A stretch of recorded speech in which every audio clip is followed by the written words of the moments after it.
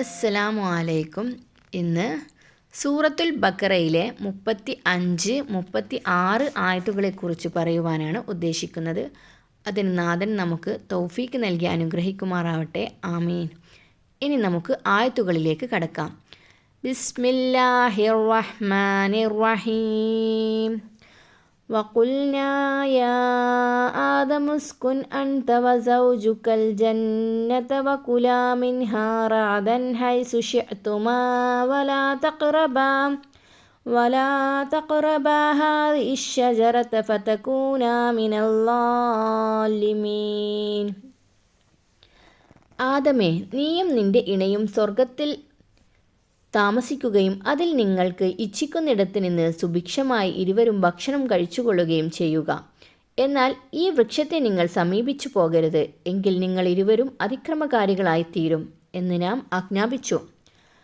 فَأَزَلَّهُمَا الشَّيْطَانُ عَنْهَا فَأَخْرَجَهُمَا مِمَّا كَانَا فِيهِ وَقُلْنَا اهْبِطُوا بَعْضُكُمْ لِبَعْضٍ عَدُوٌّ വലക്കും ഫിൽ അർളി മുസ്തഖറും വമതാഉൻ ഇലാ ഹീൻ.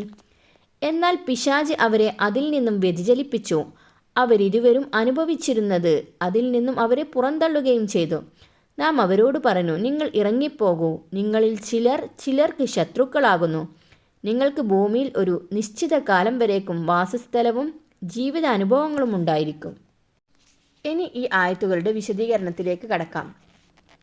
സുജൂദിൻ്റെ സംഭവത്തിന് ശേഷം ആദം നബി അലൈഹിസ്സലാമിനെയും അദ്ദേഹത്തിൻ്റെ പ്രിയ പത്നിയായ ഹവ്വ ബീവിയെയും അള്ളാഹു സ്വർഗത്തിൽ താമസിപ്പിച്ചു. യഥേഷ്ടം എവിടെ നിന്നും എന്തും ഭക്ഷിക്കാനും അനുവദിച്ചു. പക്ഷേ ഒരു നിശ്ചിത വൃക്ഷത്തിൽ നിന്ന് ഭക്ഷിക്കരുതെന്ന് പ്രത്യേകം അവരെ വിലക്കി.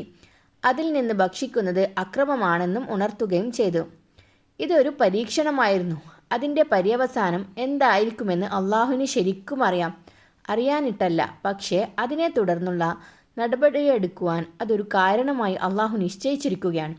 സ്വന്തം ആഭിജാത്യവും അഹങ്കാരവും അസൂയവും നിമിത്തമാണെങ്കിലും ഇബ്ലീസ് കാലാകാലം ആട്ടപ്പെട്ടവനായി ശപിക്കപ്പെടുവാൻ ഇടവന്നത് ആദം നബി അലൈഹിസ്സലാമിൻ്റെ കാരണം കൊണ്ടാണല്ലോ.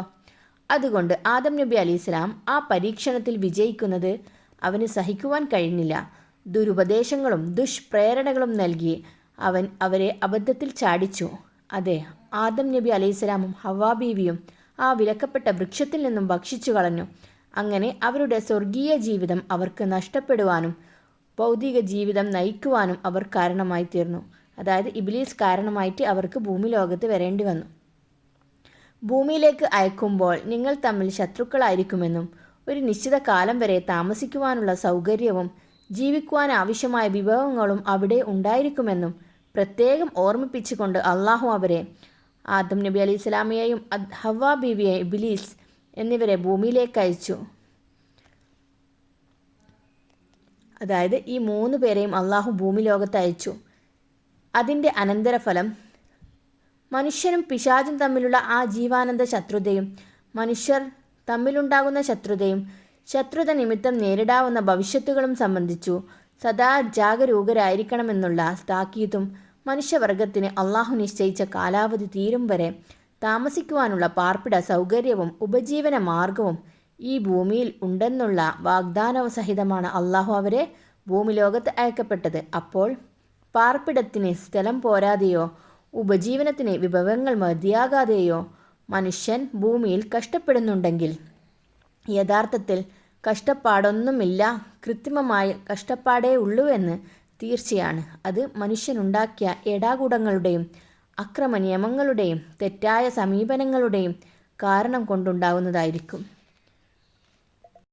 വൃക്ഷത്തിൽ നിന്നും ആദം നബി അലൈഹിസ്സലാമും ഹവ്വ ബീവിയും ഭക്ഷിച്ചതിനെ തുടർന്ന് അവരോട് ഇറങ്ങിപ്പോകുവാൻ കൽപ്പിച്ചപ്പോൾ ഒരു കാലം വരേക്ക് നിങ്ങൾ ഭൂമിയിൽ പാർപ്പിടവും വിഭവങ്ങളും ഉണ്ട് എന്നാണല്ലോ അള്ളാഹു അവരോട് പറഞ്ഞത്.